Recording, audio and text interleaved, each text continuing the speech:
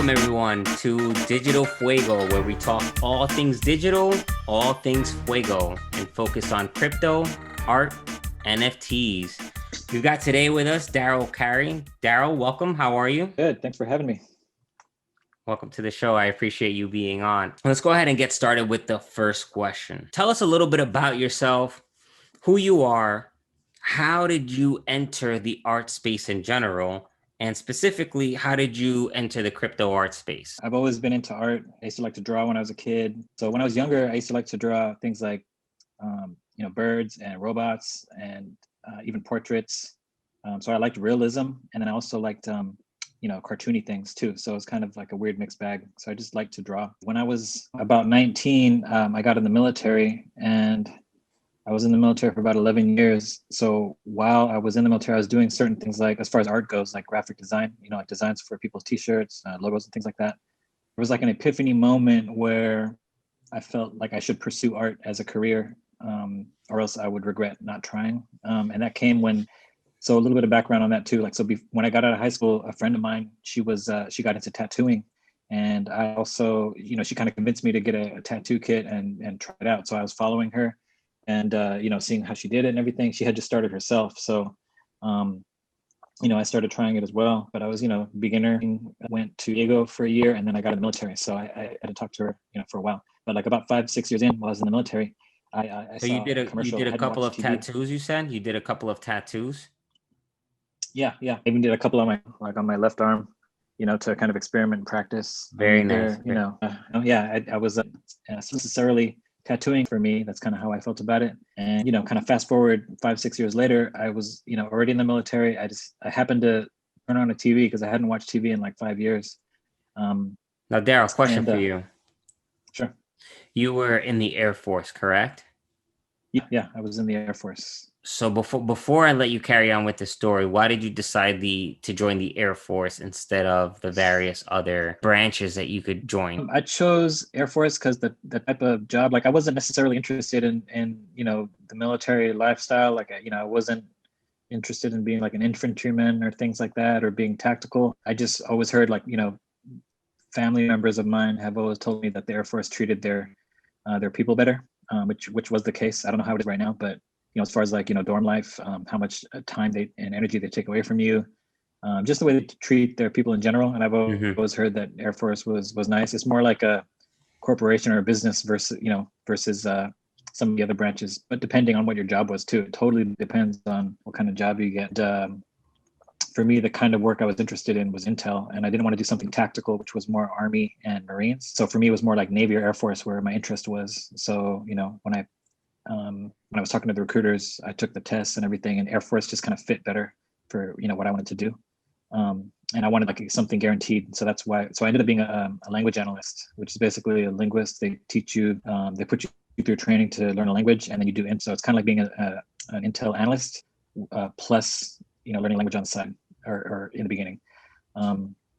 So for me, it was either being a computer programmer or language analyst, as far as getting a guaranteed job, because I didn't want to get some job I didn't know, or do something I didn't want to do or something like that. So I figured, okay, I'll try the language analyst thing.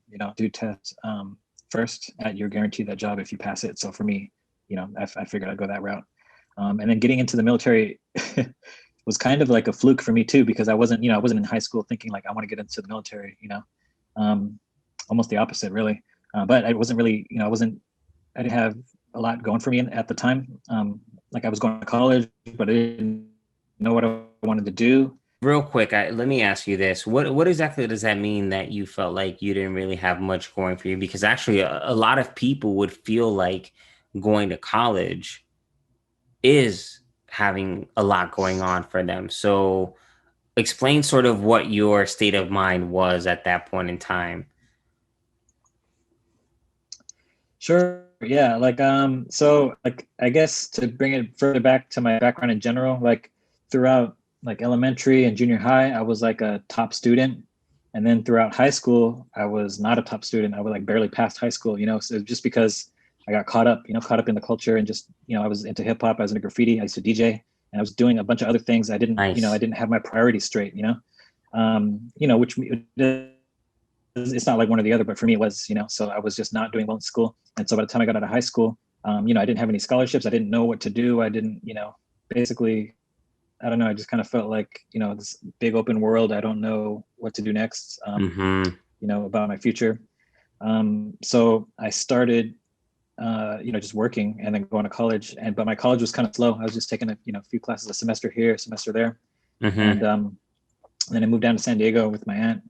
And the main catalyst, though, that made me think of the military versus, just keep going to college was it was like during like the Fast and Furious time period, like in Southern California, a lot of cars, would fix, people would fix up their cars. They would go to the races. There was this big thing in the Ontario area in California, like every weekend, they would just, call them the races, and like everybody would go at night. It was kind of like a scene, kind of like a party scene, but just with racing involved. So I used to go to those a lot. Me and my friends and my brother, and just by being there and the way my car looked, because I had a body kit in my car, I got a lot of tickets just from being at these scenes. And a lot of these tickets were moving by, like, when you a pack of deer or something like that, and then or antelope, and a lion comes and like you get a hold of one of them and everybody runs away. So like they would have these races going on at night, after midnight through 3-4 in the morning or whatever. And cops would constantly raid these scenes, and sometimes they would really do it to where they'd like trap everybody and give everybody tickets or impound cars. Sometimes they would just kind of show up, like lions, and then the antelope will all run away, and then a few would get caught, and pulled over. So just from things like that, just from being there and the way my car looked, I accumulated points, for my with the tickets I got, and I didn't know Mm-hmm. anything about that or what that meant, at all. And, long story short, I found out my license had been suspended without me knowing. And for me, the only option became like the military, because where I lived at the time in San Diego, it was kind of kind of out east, and I wasn't able to get to school or work. I was working at the time at a sushi restaurant, and I was going to a community college at the time, and I couldn't find transportation for myself just because I lost my license without kind of realizing it. So Right. That and transportation in that area is not good. I mean, it's almost non-existent, you can say. yeah. So that was like kind of the reason why I ended up getting in the military at all. So I happened to see a commercial while I was in the military of my friend as a successful tattoo artist. So basically, she kind of followed what she wanted to do and succeeded. And her name was Kat Von D. Kat Von D doesn't ring a bell. The bottom line is she just basically became a successful. She had her own TV show with her tattoos and everything. And for me, it ended up being kind of like an epiphany moment, because kind of connected it to, like, at one point, me and her were at the same spot. We were in the same situation where she was interested in tattoos. I was also starting with that too. She was passionate about it and just kept on pursuing her passion, whereas I just got in the military and stopped doing art as something, like, as my main thing. It was just like a side thing for me. It was always like in the back burner. Hmm. So for me, when I saw her have a successful TV show and doing what she loved, it kind of was like let me know, like, hey, it's possible to just keep pursuing something that you're passionate about, and be successful, or at least it's possible. Even if it's not guaranteed, it's at least possible. So for me, while I was in the military, I kind of felt like I should try. So after that happened, I kept on, it kept on brewing in my head, like, should I try to pursue art? Should I, what am I doing right now? I'm in the military, I have a promising career. I like what I do, my analyst work. But should I try art? So for me, it came down to the bottom line of, would I regret not trying to pursue art? And the answer was yes. So I ended up getting out of the military after 11 years. By the time I was able to get out, it was 11 years. And then I went to art school at Otis College of Art and Design, which is in Los Angeles. People, like, everybody in the military is like, what? You're halfway, stay in. You got 10 more years, and you'll get retirement and things like that. So for me, it was a tough decision to make, but I felt antsy, and like I need to do, what kind of, like, what I feel is my calling in a way. So I got out of the military, went to Otis. That was about 2012 to 2016. And so while I was there, I took fine arts because I wanted to explore what I wanted to do with art, because for me, I was good at it and I liked it, but I didn't know exactly, what I wanted to do or what my message was or what am I doing exactly, So I Yeah, took a you were fine arts going through the program to self-discovery process. all the other programs there are like get you a job, design job company. And for me, that's not exactly what I was trying to do. I wanted to explore, like you're saying. So for me, the fine arts program was like the best, avenue for me to do that. So that's what I did. I went to this, in the fine arts program to discover myself and what I wanted to do with art, and that's where I discovered the kind of work I'm doing today. It's a little bit before the crypto stuff and digital things because it was more my tape installations. Um, so while I was there, I was doing all kinds of things. At Otis, I was doing like abstract paintings, portraits. I was doing like sculptures, things with light, and then of course my line drawings. And then we had a group show while I was at Otis during my senior year, where we gridded up the whole place with tape. So the whole gallery was like a big grid, and then we all put our artwork in or on top of. And so while I did most of the taping, so I taped up the gallery in a grid. And while I was doing that, it kind of dawned on me that I could use that tape as a medium in itself, not just for like a background or something. People usually use it for part of the process, but I saw it as a potentially something that could be, an artwork in itself. So that was the first time that I used tape. That was the first time I started doing that. And then I kind of kept on going with that idea. And then by the time I graduated, I did my first piece that looks like what you see in my art, room size line drawing, basically. And with the tape too, it's like you can go on the floor on the ceiling with not much consequence. You could just take it off the same day or the next day, or you could leave it for a while. So it was kind of a nice versatile medium. So for me, that's kind of what started me on that journey. And then once I graduated, I started doing a lot of work at galleries, at some museums, and with different companies Let me doing these stop you tape right there. installations. Or sure, sure. I have a couple of questions for you. Did you feel like you needed to go to college? Did you feel like you needed to study fine arts? How important or necessary was that to your development as an artist? So short answer is no. I don't think you don't need to do that. Personally, what art school did was it kind of gave me a discipline and a framework of where I could do my work. Kind of just the way I am. Like if I have a, it was part of why I got out of the military instead of staying in the military and doing art alongside it or after work or something like that. So as far as yeah, the art school, it was like how much energy I had, how much I could put to work, and then also after that, put towards my art. But then just having a schedule or having something that I'm supposed to do, like I'm supposed to show up to a class and do something, it kind of pushed me to kind of keep pursuing, kind of keep dabbling in the same realm in a way. It definitely has value, in the sense that, I learned a lot about art history, mediums that I didn't know about, intermingling and networking with other artists and the other professors that were there. Those are all helpful. So it's kind of a yes and no. I don't think I needed to go there, but I wanted to, so I could have that opportunity to kind of, mingle with other minds, other artists, Hmm. get a little bit of art history in there that would kind of force me to kind of keep pursuing, what I'm doing.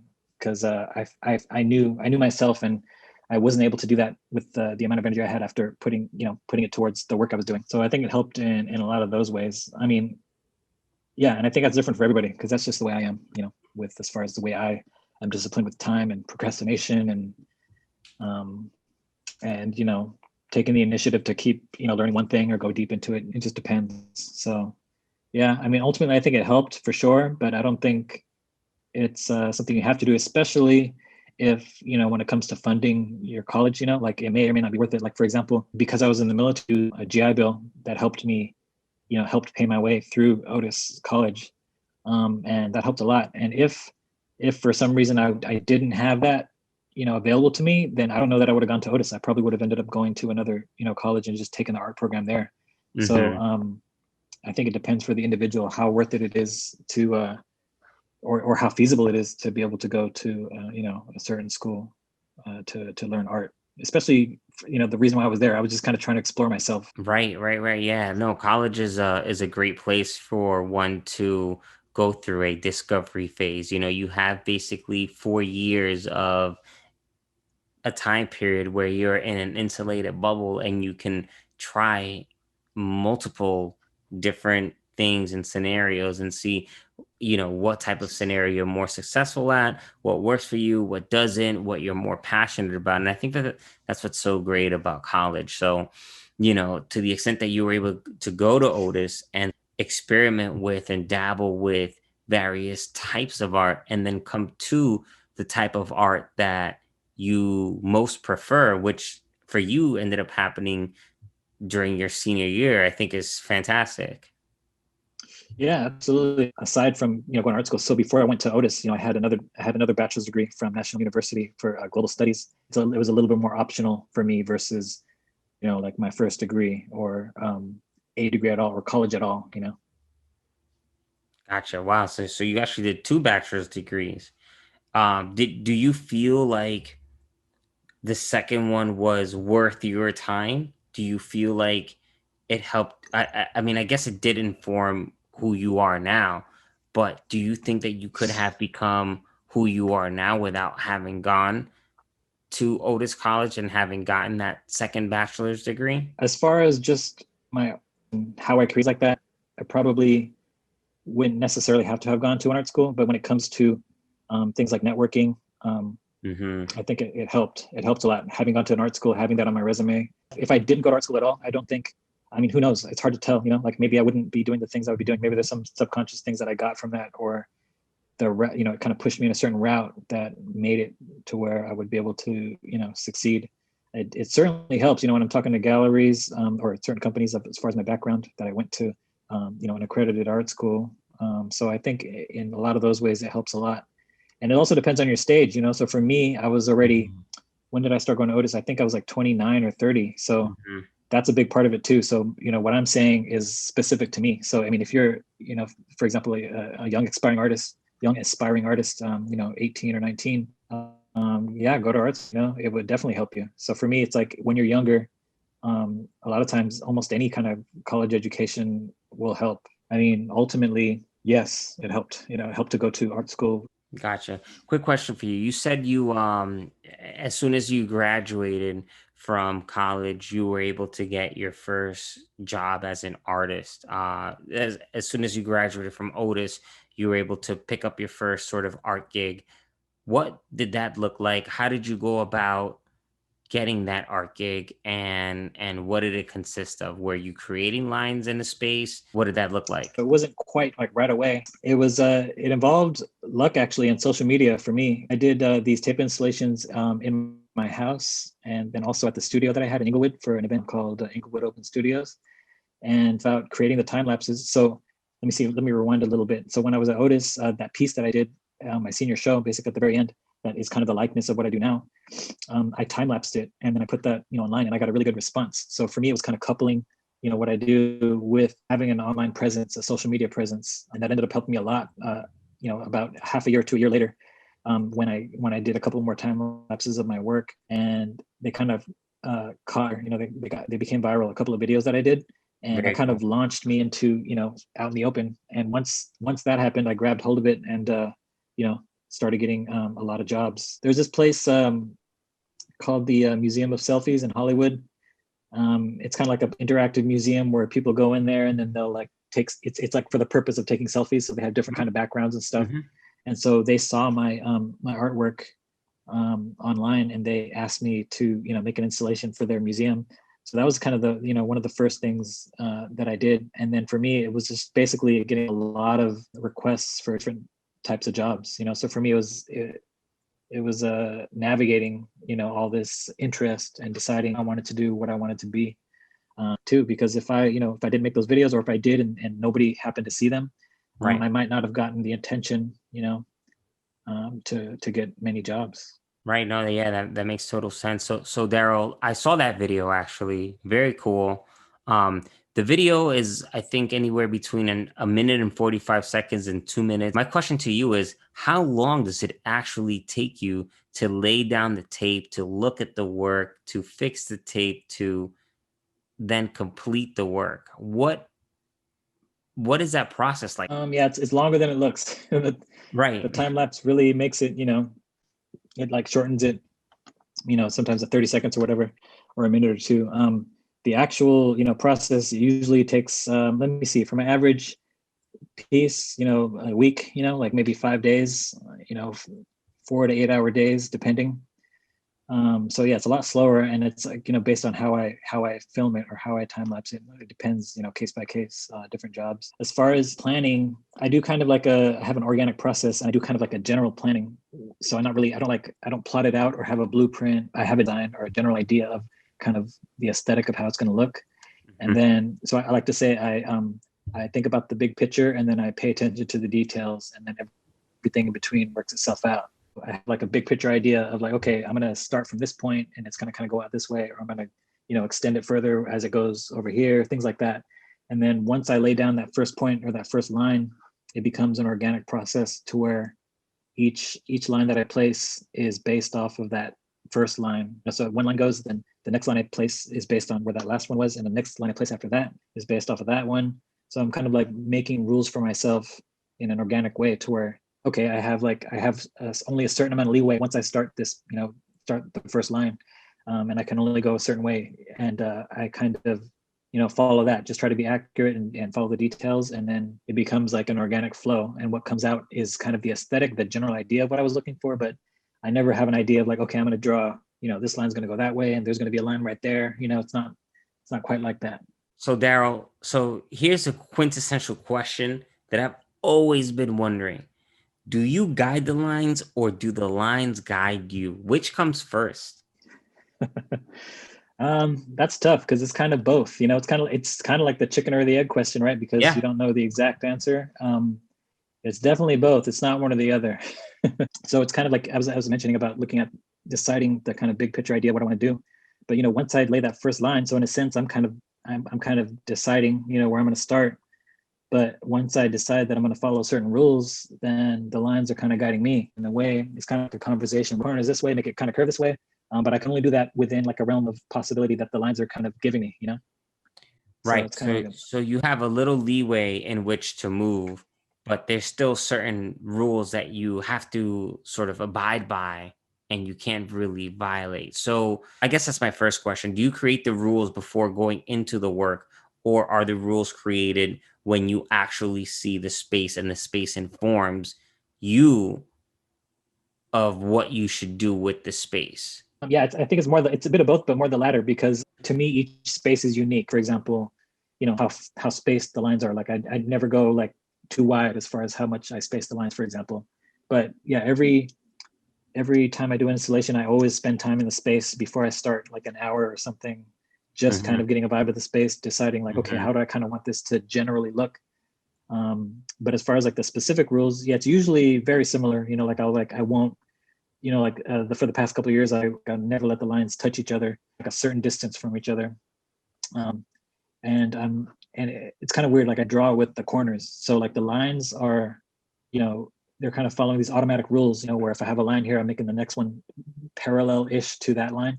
But then what I am kind of guiding myself, like what I have more control over is like where the corners are going. So I'm kind of like drawing with the corners. So where they meet, I kind of like veer way, then veer it another way, and then it ends up creating a curvature, which is like an emergent property. It's certainly case specific depending on where I'm at, like how the space looks, where people are walking, how they experience it. Are they walking like past a wall, alongside a wall, things like that. So I kinds of things into consideration when deciding like where to start or how I'm gonna make the general aesthetic.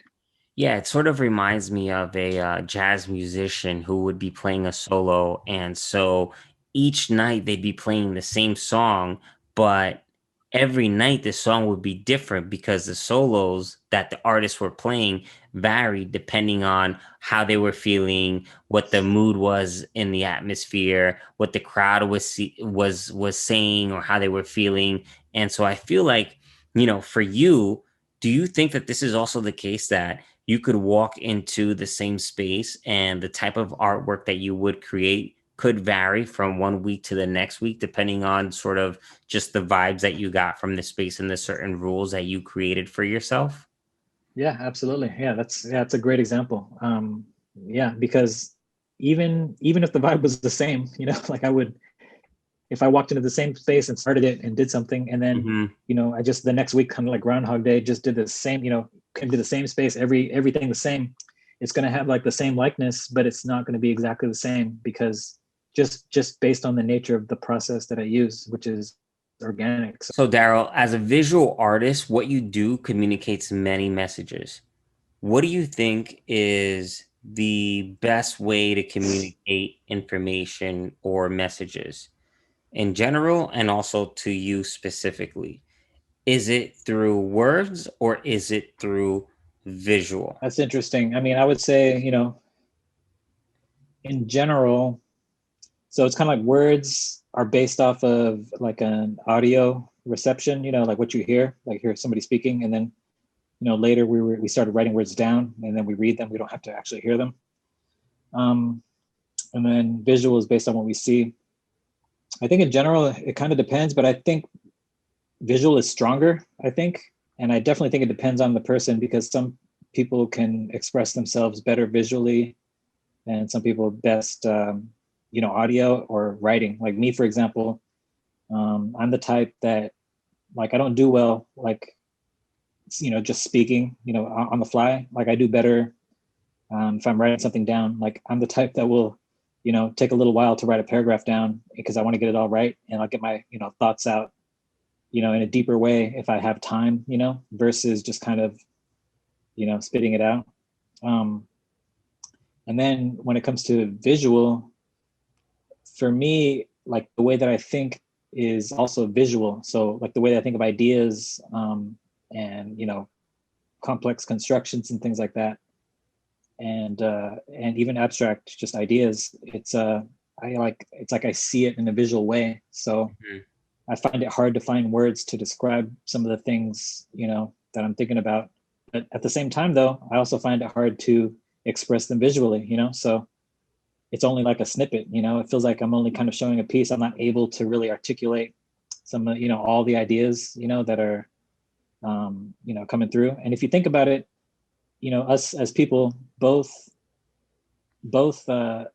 written words or visual senses. You think about like how we came up with language and words. It's ongoing. Like we keep Right, updating our language.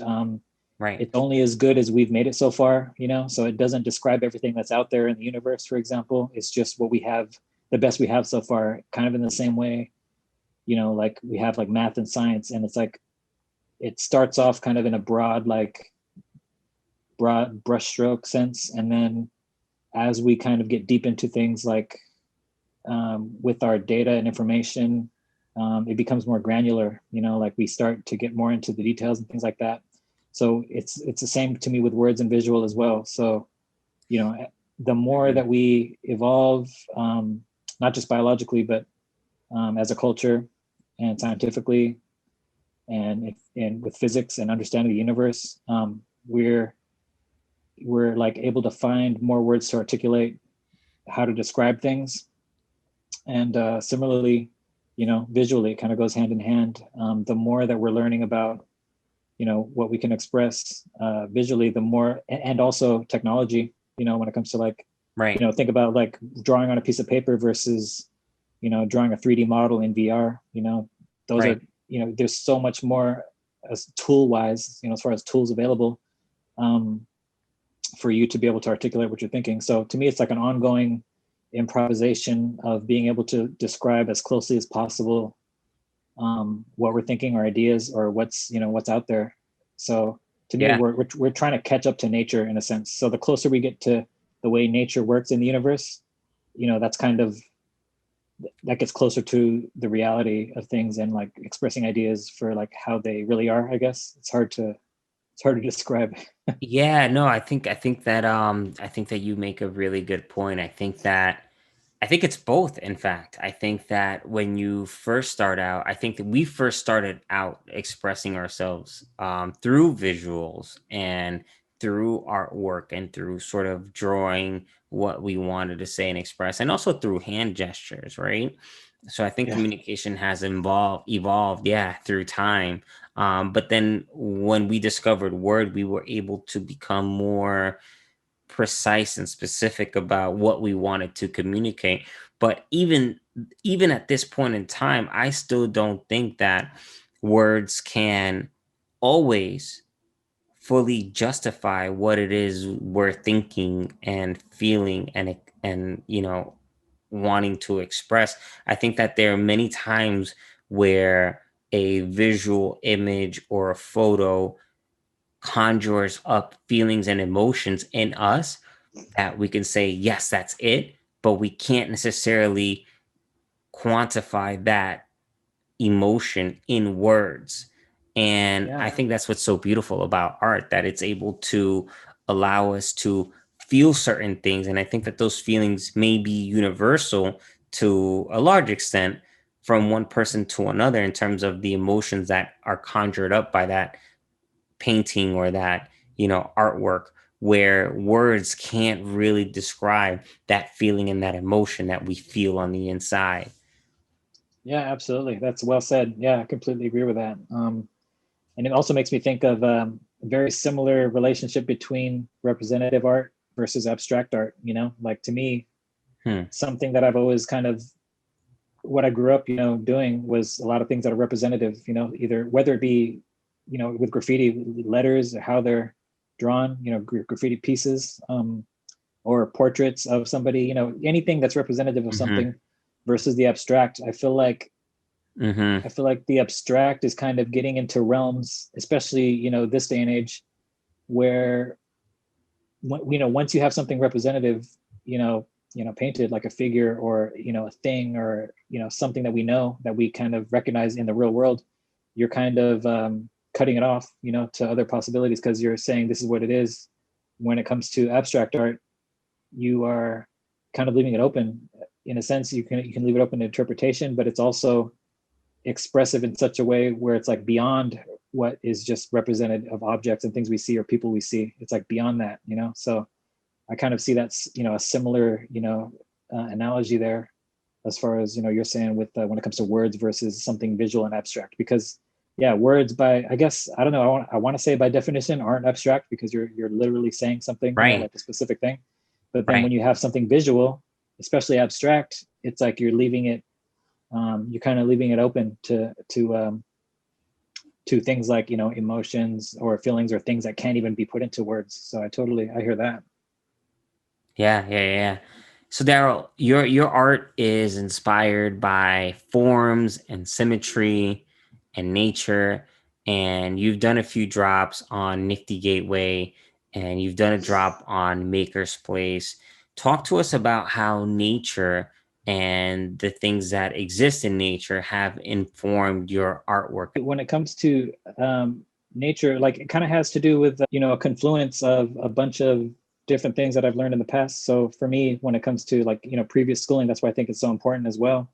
Education is because I was a psychology major. Hmm. At one point, I was a biology major. At one point, so I kind of delved into a couple of these subjects and kind of learned a little bit about them. And so when I learned like how biology works, for example, and then learn, for example, how the brain works, in psychology, and then physics. A lot of those things kind of combine in some way where in each subject on its own, you're not really getting that big picture. But when you kind of grab from each and kind of create a big picture from that, you kind of you become informed of how things work. And so for me, I'm like extremely intrigued um, by how the nature of the universe works. So a lot of people get confused when I say nature. They're thinking like, oh, so you like trees and flowers and stuff. I mean, sure, I like trees and flowers, but that's not what I mean. Like what I mean is just like the operation of how nature actually works. Like how biology works, like how cells work, and how Hmm. atoms work and form cells, and cells work and Hmm. form Hmm. beings and entities. Stars, like how they explode and form these different elements, and then from those, these somehow like we're here, like Right. this Right. amazing, yeah, amazing processes of how like these simple things just being arranged in different various ways over large scales of space and large scales of time become complex. So Yeah, I mean, we all start uh, out as what? As elements, and then we become compounds, and then we become, I don't know, molecules, and then we go into becoming, much more complex. So yeah, yeah, yeah, I totally hear that. yeah, so for me that's my biggest kind of influence of nature. So like and then just knowing a little bit about how biology works and a little bit about how physics work, things like that really helped me, understand what's going on, in the world, the huge world, the universe. And so for me, things like that, one of the properties is emergent properties that really intrigue me in my art. And that's when it comes to, like, when I was saying with my art, how, I'll make lines and they're just simple lines, together. But if you form them and arrange them in a organized way, following the simple rules, then something more complex emerges from just the lines. So, you see Mm-hmm. lines, a bunch of lines close to each other, next to each other, doing their thing. They're not aware of what the line next to them is doing or what that's forming or that they're part of something bigger. But if you look at, the picture as a whole, these lines together in the way that they're arranged create a form or a shape or, the illusion of depth. Yep. And so that's an example to me of an emergent property. And that's the kind of thing that inspires me about how nature works and how I implement that into my processes, when I'm creating the art, making complex things with simple things. Cool. So I saw on this on Nifty Gateway, you have a few pieces that were inspired by nature. One was called Radiate, another was called Charge, and similarly, you have another piece on Maker's Place that was inspired by a DMT journey that you went on, and you talked about a new type of art form for you that you would call crystallized dimensions. Can you explain and talk a little bit about the DMT journey, what it did for you, how it changed your perspective towards art, and also what this new type of art that you called crystallized dimensions is for you? Aside from DMT on its own, like, I've done a handful of different kinds of psychedelics, and throughout my life, that's also, informed me as far as, I've added, it's another piece, as far as knowledge, that I've like added to, how I perceive the world and, how it makes sense. Mm-hmm. And a lot of the psychedelic experiences, give you a kind of experience of being a small part of something big, Yes. Yes, um, I've heard that. Yes. yeah. So for me, I think the first time I did a psychedelic drug was I was about 19 or 20, and to me that it was like a life changing type of experience, and it What kind drug of was that, if you don't mind me asking? that particular one, it was a heavy dose of DXM, which is the same stuff that people would robo trip with, which was like Robitussin cough syrup that they would take, and like on a surface level, if you have a small amount of it, it's kind of like euphoric a little bit, maybe like Molly or something like that. Yeah. But if you take higher doses of it, it's slower than something like DMT, but it's still, if you take a good dose, it can be very deep, So um, that was the first one that I took, and then after that, mushrooms and acid, and then DMT.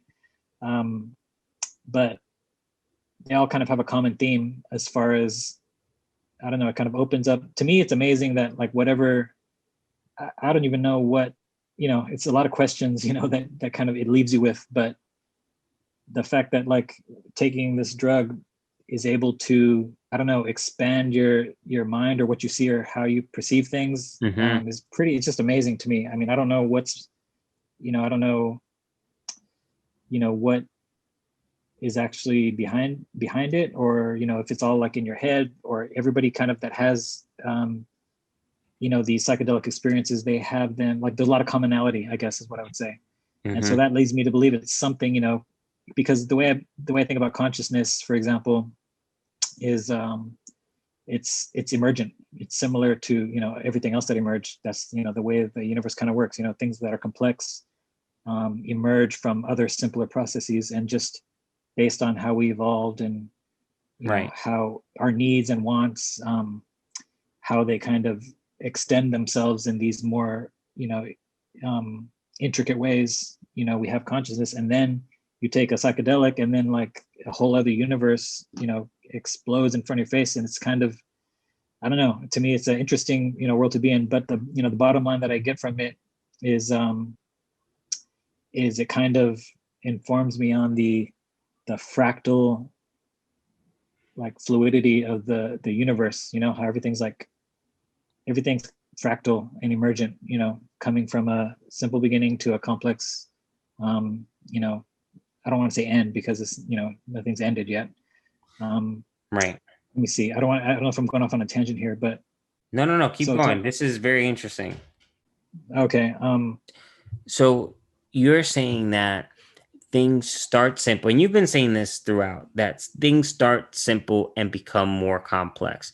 Do you think things can start simple and not get so complex so that we attempt to maintain that simplicity or slow down the process of complexity? I think it just depends on what the rules are of what you're talking about, you know, like, so certain things can stay with the way they are for sure. But if there's room for something to become more complex, then I think it becomes inevitable, especially with the scale of time. So you That's can a think good about like, point. you I know, mean, I'm sort of, I guess, and this is where I'm coming from with it, right? People talk about young love, and the stereotypical sort of scenario for young love is that it's so simple, so easy. Two people getting together. There's no level of jadedness, and things are just easy. And so as you get older, love to an extent, I would assume, and have experience as well, does become more difficult because of a bunch of other circumstances that happen in life. So I guess my question is, can things ever sort of go back to a certain level of simplicity, or as things become more complex, they just continue to automatically become more and more complex? it's a little hard to say as far as, you know, with when you're talking about like love, for example. I mean, I think when it comes Or to art, love, or art. That was just sort of something that okay, I was thinking about, but art in general, okay. well, like, what are your thoughts? I mean, okay, well, if I would just like, you know, back up to zoom out to a bigger picture, I mean, I think when it comes to the way things become more complex, it's like you think of the order of time. So Hmm. with the order of time, there is an automatic entropy going on. So things that become more complex, you know, you can't like rewind that in a way, you know, like for example, like breaking an egg. You break an egg, you know, there's this more complex situation going on here, you know, with the broken egg and then all the yolk and stuff all out there. You can't like undo that, you know. You can just deal with that the way it is. Yep. And Yep. you know, another example too is like Sean Carroll, who's a physicist, has used this example of coffee and milk. You know, like, you know, when you get like a cup of coffee and you pour some milk in there, or paint. You know, when it comes to art, you can use paint as an example too. When you blend paint together, you know, there's a point where you have one solid, and then you pour the other one in there, and then they start mixing together, and then you get these super complex, like little intricate, you know, fractal looking designs and, you know, patterns that kind of show up, and then it kind of peaks in complexity and then kind of drains out back into the, you know, into a final state. As far as complexity goes, there's like a, you know, you combine that with time, and then you have entropy. So that means that certain things aren't reversible in that way, and things are only going in one direction. But as far as where we are in that space, you know, is we are, it's hard to know exactly where we are, but we're Hmm. definitely Hmm. still becoming more complex with everything, you know, when it comes to, you know, and I'm speaking way more generally than things like, you know, situations of like love or, you know, piece of art, things like that. But just in a very general way, we're not done, you know, becoming more complex, you know, as far as like, you know, we became, you know, we have a, you know, intelligent life on a planet. Who knows about other planets? Right. We have, you know, information, data, computers, AI. I mean, we're like just getting started with that. So to me, you know, we're in that stage where, you know, you pour in the milk and the coffee, and like it's just start to create these intricate Yeah. patterns, and you're trying to see what's going to happen. So, but to me, to go backwards, I don't think it would go backwards. It would go in some other way. You know what I mean?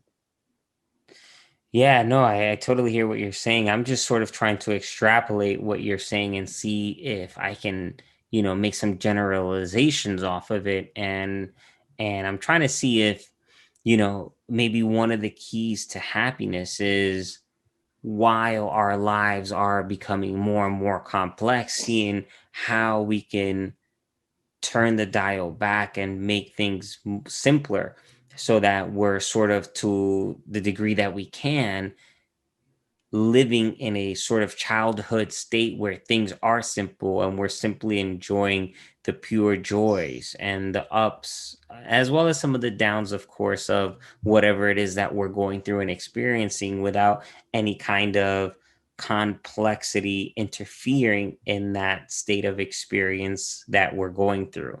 So I don't know. I'm just sort of thinking here, because what you're saying is interesting. Yeah, yeah, and yeah, and kind of what I'm, what I'm speaking to is a bit more generalized and less to a individual's life experience, I guess. Hmm. Um, so I do think there are ways to, or maybe it's about a sort of acceptance of things. Like for example, people that may be depressed or bitter about getting old, for example.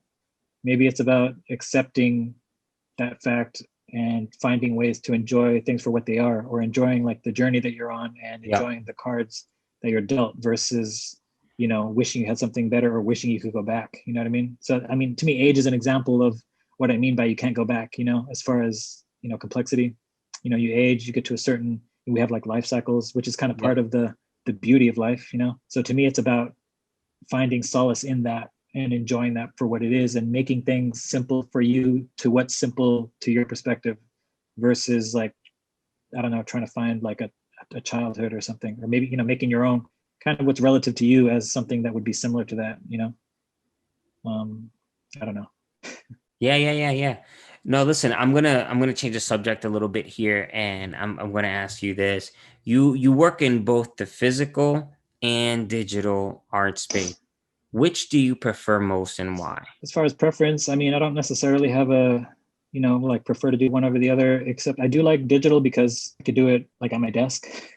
It's like a little easier to experiment with different things Hmm. without much consequence or much energy spent as far as, physical or traveling or moving and things like that.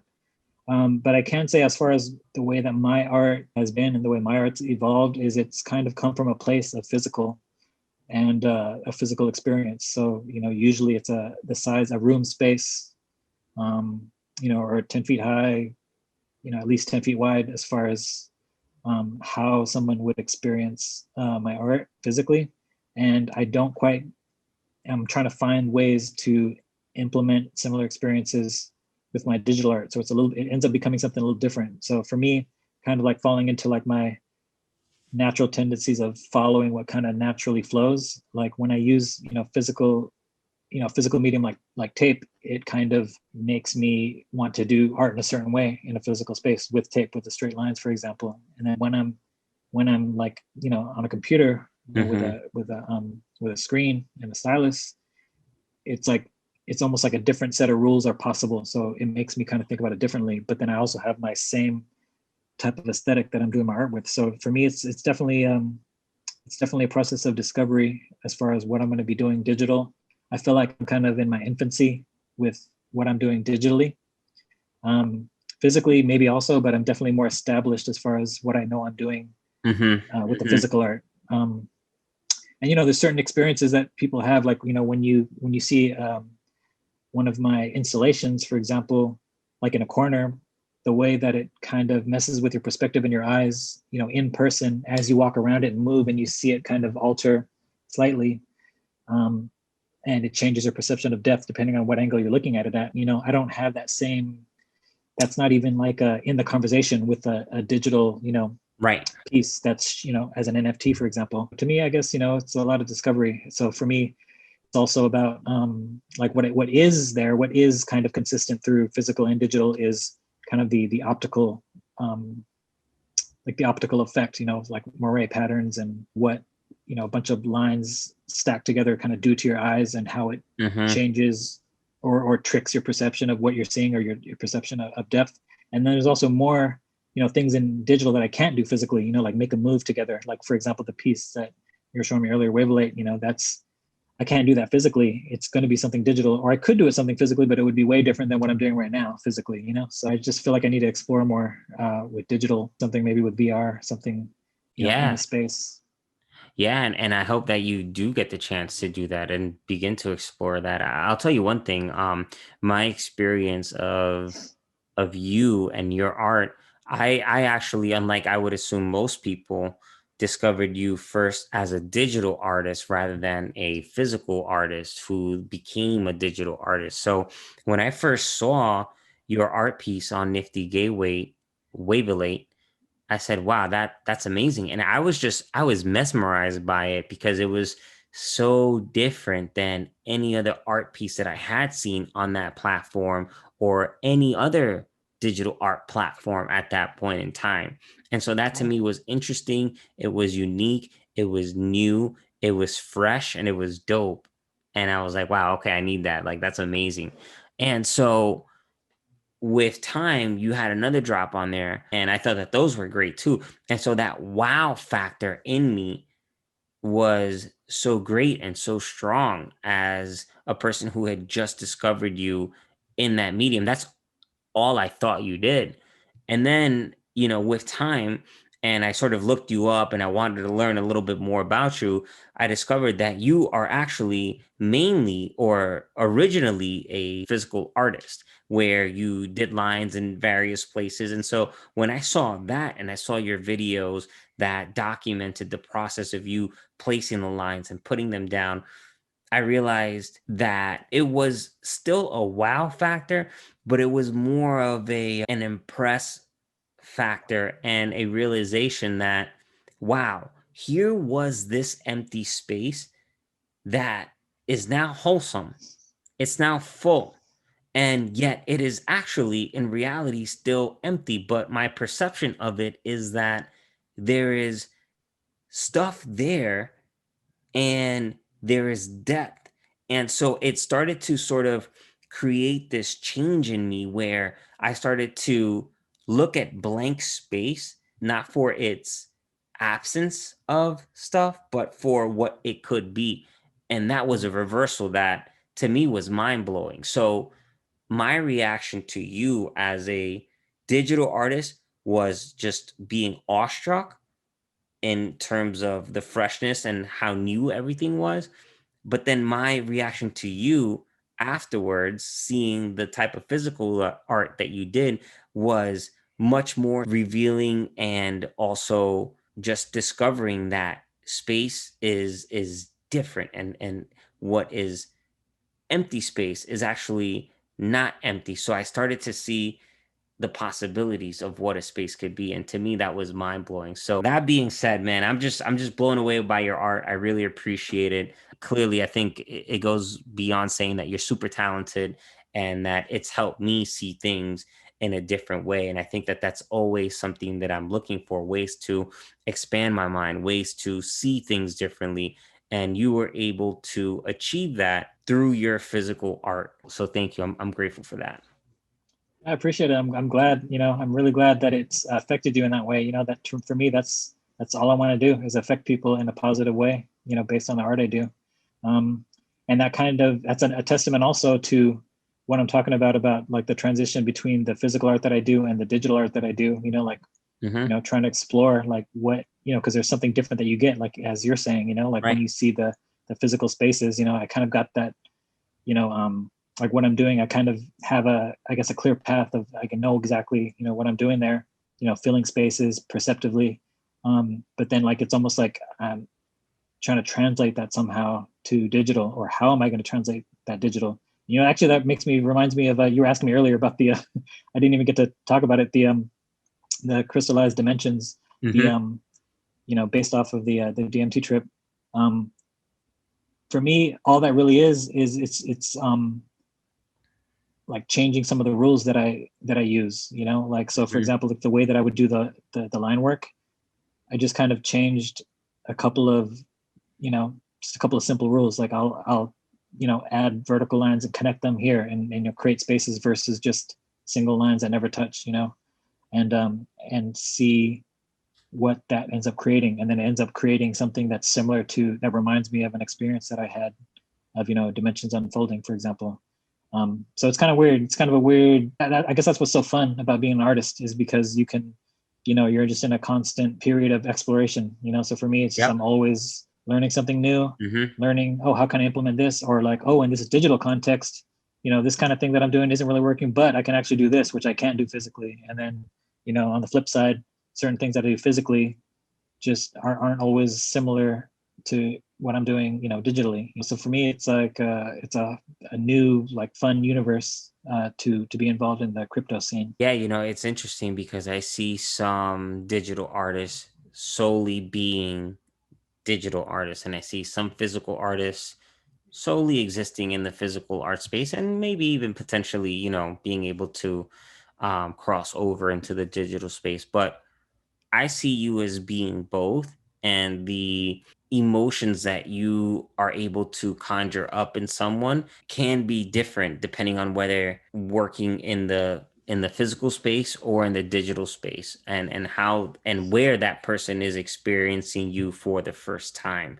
um Personally, I don't think you can leave the physical space. You need the physical space. And that's a wonderful thing, because I think that the way that you're able to change how someone views things so drastically is amazing in the physical space. And, the work that you do in the digital space is also fabulous. But I think it'd be a detriment to any human to just be able to see and view your work in the digital space, because how profound that change that you can actually incur or inspire in someone can occur in the physical art space. And I haven't even seen your artwork in the physical space. I've only seen videos. So this is only transpired for me through videos. So at some point in time, I am super excited and can't wait to see your art in real life and to actually view it physically live in person. Yeah, that'd be great. Yeah, Yeah, it's definitely I think it's a transformational effect. And like I said, it happened to me on video. I can't even imagine what it's like going through that sort of transformational effect in person. yeah, it's definitely an experience. From what I gather from people that that tell me about their experience, it's also something I never really thought. I didn't fully understand what I with what I was doing, what all the effects would be. So some of the effects I didn't even realize. One example for me, it was mostly about perspective. Like having you know Hmm. a corner look like there's volume in a space. Coming out of a space, for example, and it's really not there. It makes you question like how you perceive things. But what I didn't anticipate at all was how people like to take pictures in front of the artwork, and then they also like to move around or dance or run or walk across you know the physical artwork. I wasn't even anticipating that at all. So Yeah, that's a that's an different example. dimension, a different perspective, seeing how a moving object relates to and connects with this space that's created by lines of different depths and different lengths. And wow, like that. Yeah, that's cool. That's really cool. and Yeah, and it you was know and you interesting. know what, that can even maybe be the next like area of experimentation for you with digital art, having lines and movement, and then also entering a moving object, whether it's a body or a ball or something like that. That's really cool. That's fascinating. Yeah, that relativity there, it's definitely interesting. One thing I was thinking about too was minting my time lapse videos of my physical work. Like, so the last one I did, for example, was in downtown LA. I did an installation that basically looks like some volume and some forms are kind of crystallizing off of the corner of the place. That And was cool. I saw that. I think you posted that one, right? With the red yeah, and the yeah, green and the yeah, I saw that. That was really cool. yeah, thanks. And that one, for example, only 9 people saw that. So 9 human eyes or 9 pairs of eyes got to see that in person and experience it. The rest is all digital. It's just Huh. what you see in the time lapse. And so I was thinking of that's something in itself as far as a way to, you know, instead of necessarily making like a similar digital artwork that would somehow do something similar, I could just use that um, that experience itself, the time lapse of me creating it, basically what lives on in the piece, minting that as an NFT in itself.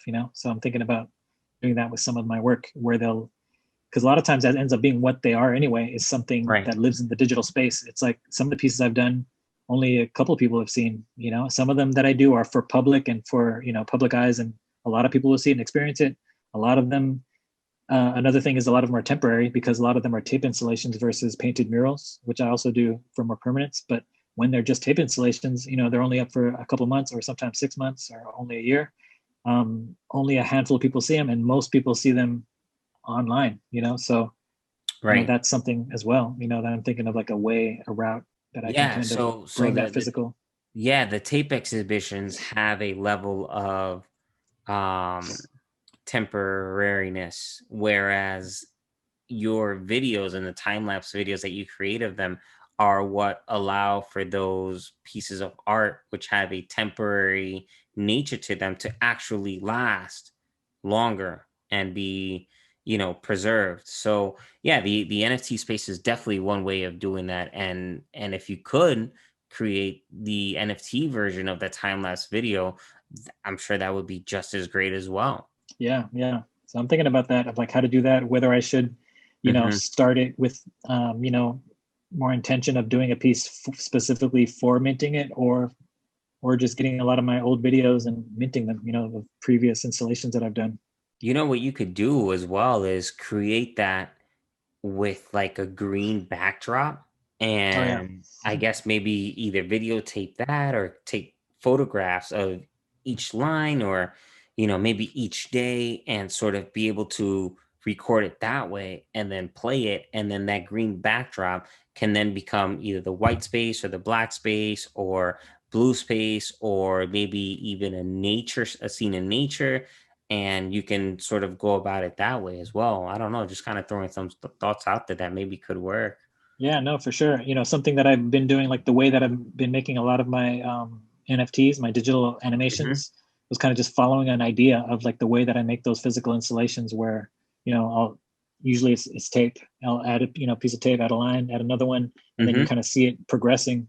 Well, like I've also done, like either on my I have a Cintiq on a screen. I either draw on the screen or on an iPad, just basically making something very similar to that. Instead of like making a physical green screening and then making it look digital, just like doing it digitally in the first place. Like where I'll just like create the lines and like use the same exact process that I use with the tape, but just do it, digitally from the start, and then just let that be something on its own. I've been doing that too. Gotcha. Very cool. Very cool. So what's next for you, Daryl? Are you working on a physical art piece currently, or are you working on digital art pieces? Do you have a drop coming soon? Do you have an art installation coming soon? And like, if so, where? I got a couple of things. One thing is that, due to the pandemic, it's kind of slowed down a lot of the work Mm-hmm. I do because it involves a lot of travel. Mm-hmm. But having said that, I've done just recently. I did that. Had a showing of a piece that I did in LA, the one that you were speaking of. In the last few years, I've done mostly tape installations and murals, and then digital. I haven't done like painted pieces or prints, much in the last few years. So one thing though that I've just finished is a project with a designer that makes tables called Edenic Design. They make these like coffee tables of these like fractal triangles that kind of branch out. So it kind of looks like a branched out tree of triangular shapes. And they get that form, and then they collaborate with artists to, paint on top of that. So I have a piece coming out with them. That's coming up. I'm going to Saudi Arabia in January to Very do an cool. installation at a museum there. Um, and that's those are a few things that are coming up. And then aside from that, it's trying to keep doing things digitally, because I want to be doing more digital stuff and get my aptitude up higher as far as using different programs and things like that, getting into 3D. So I'm hoping I can find the time and willpower to learn new programs that I can do more things digitally. um, but yeah, as far as projects, the next big project I have is in Saudi Arabia. Let me ask you another question, Daryl. I noticed that you do some work with schools or with education. How do those projects come about? What did that work look like? And what is your goal as an artist teacher? So I mean, I wouldn't go as far as to like credit me as a teacher in that sense, because a lot of these projects come about by a teacher like reaching out to me. That's another testament to how me spreading my stuff online has helped me a lot.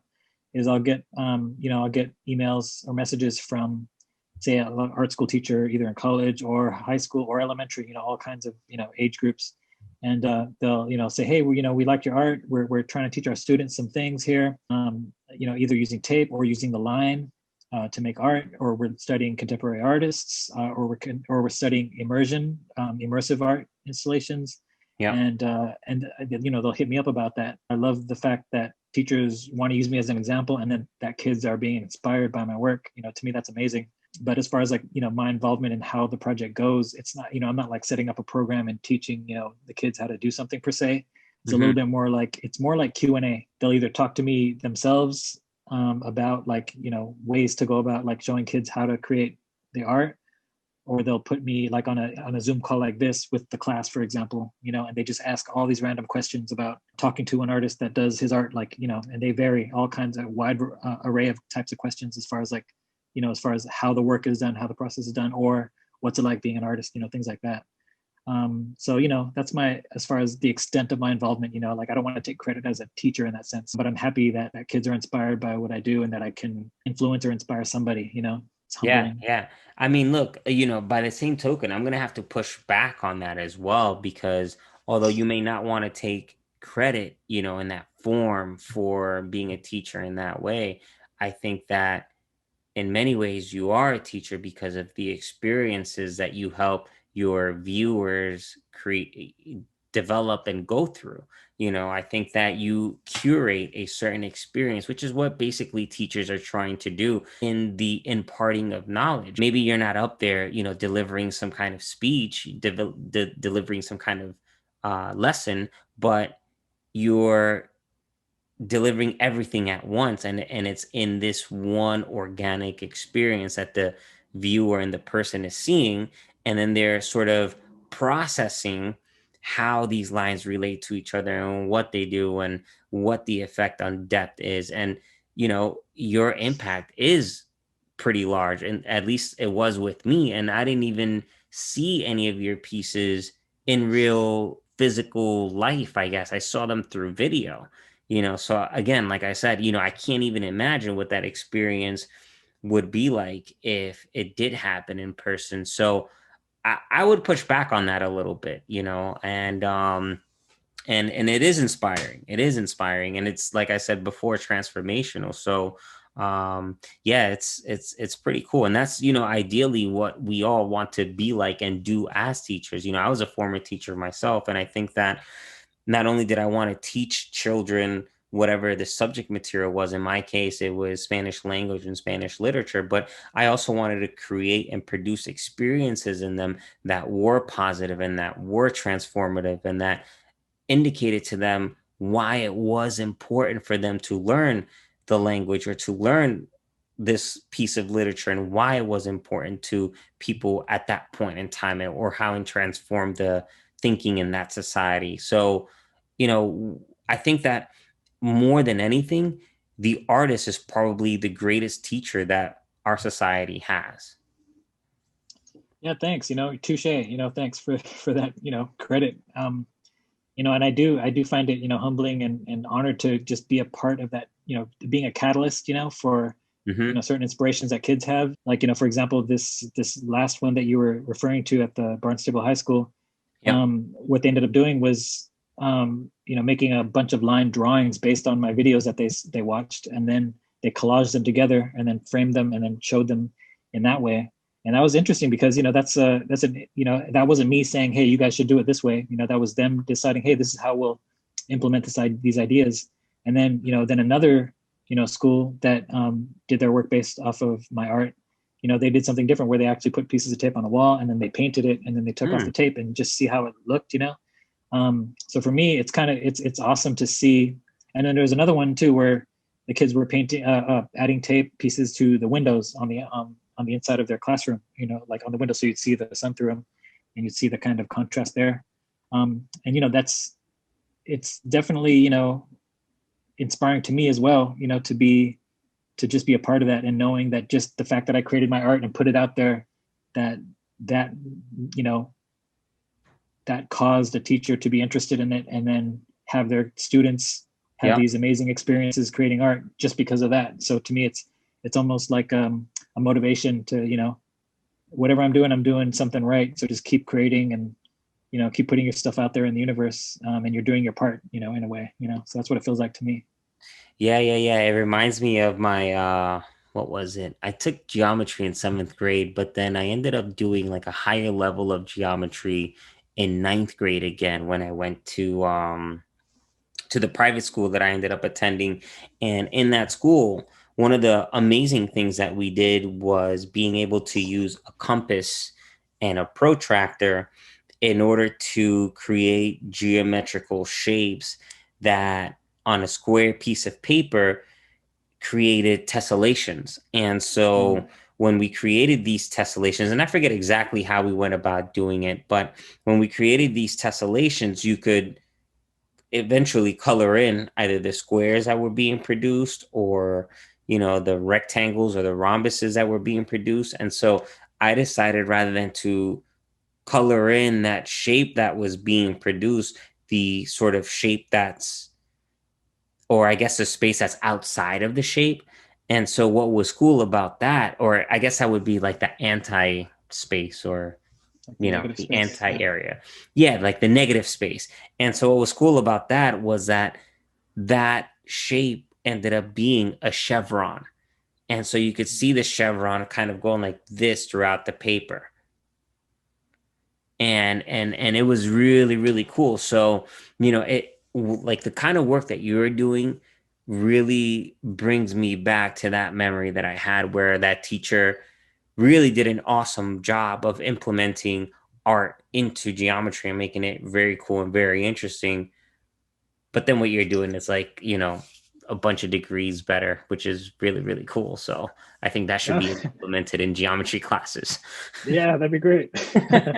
But that is cool how you're saying, you're talking about, your seventh grade class, how an experience you had that, Hmm. and that affected you in some way, Yeah. artistically based on the geometry. I mean, to me, that's powerful. So all these kids that are, getting any kind of experience, to me, just feels, very, feels a good feeling, to serve a part in that somehow, as far as giving kids some kind of positive or good experience that they're going to remember or they're going to use, or maybe they'll be the next amazing artists out there, implementing some of these things. Right. Darel, here's one more question for you. If you could hang with any artist, dead or alive, who would it be and why? Escher, MC Escher. Ah, your favorite artist. Okay. Yeah, my favorite artist. I'd want to, if it was like dead or alive, as far as hanging out with an artist, I want to hang out with him because I'd have so many questions about how he thinks and how he creates his art, or what drives him and things like that. Because he's been such an inspiration to me, as far as kind of, because I'm kind of especially growing up, I was pretty solo guy.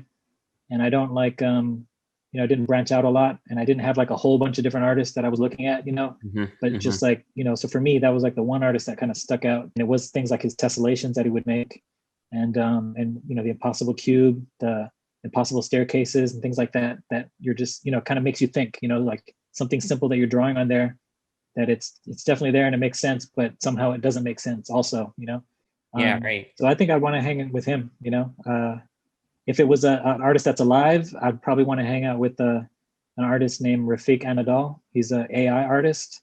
He Huh. does some amazing things with images and like mounds of data, and using AI to kind of make sense out of, like, for example, landscape scenes. And he'll like morph different landscape scenes together based on, it's actually, he'll have AI do that, based on its understanding of all these images that we have already, um, in, I don't know, in some sort of databases and things like that. Hmm. Hmm. Um, but then he'll also do a lot of abstract things too, like abstract kind of movements and waves and flows. And to me, that's a realm of the art in the digital sense that I kind of, it's kind of like the stuff that I like, but the stuff that I feel like I don't even know how to approach it, or know how to even do things like that. So to me, that's inspiring. So I definitely have a lot of questions. I want to hang out with with him. Very cool. Very cool.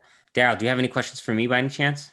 What's your greatest interest? What got you interested in the crypto art scene?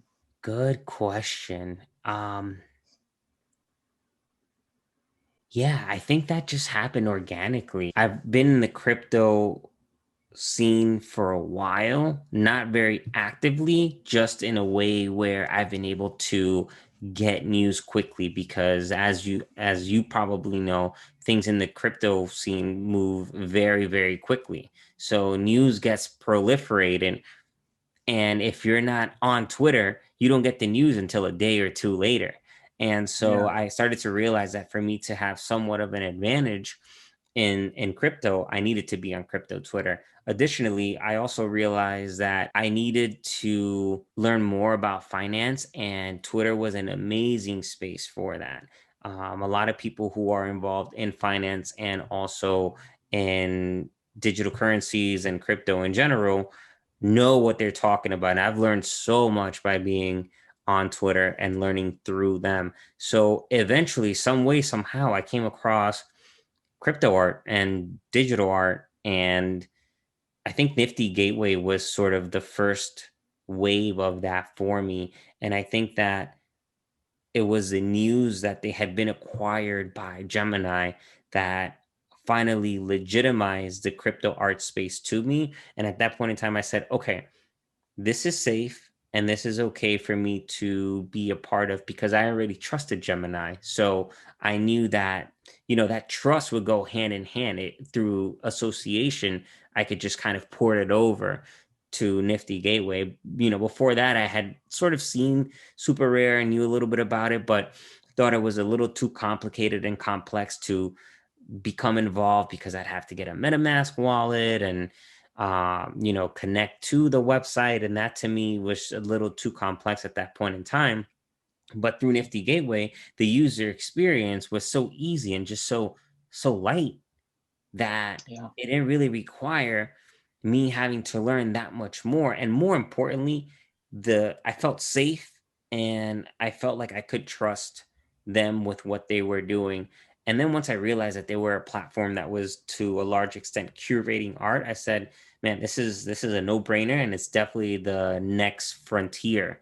And when I saw the digital art pieces that were on there and then that other artists were creating, I was blown away, and eventually I ended up participating in one of their drops, and then I got hooked. And then it was bad because because then I got hooked very bad. And so I became a digital art collector, and that's kind of like a cool badge that I wear now. I can finally say that I collect art. I collect digital art, and that to me is cool. yeah. You're a pioneer. We're in the early stages. Yeah, we are. We are. And it's an amazing thing to see and watch and see develop and then it's cool because on Twitter you can interact with people who are in the space. Like, here I am speaking with you. But before this, I was able to comment on some of the pieces that you put up and you would respond back. And there's much more of this sense of familiarity and seamless connection between people is fantastic and sort of creates this level of loyalty to the space that is not found anywhere else. Yeah, that's another testament to the power of like social media too, because like you're Right. you're talking about how the Twitter is able to, connect people in this realm.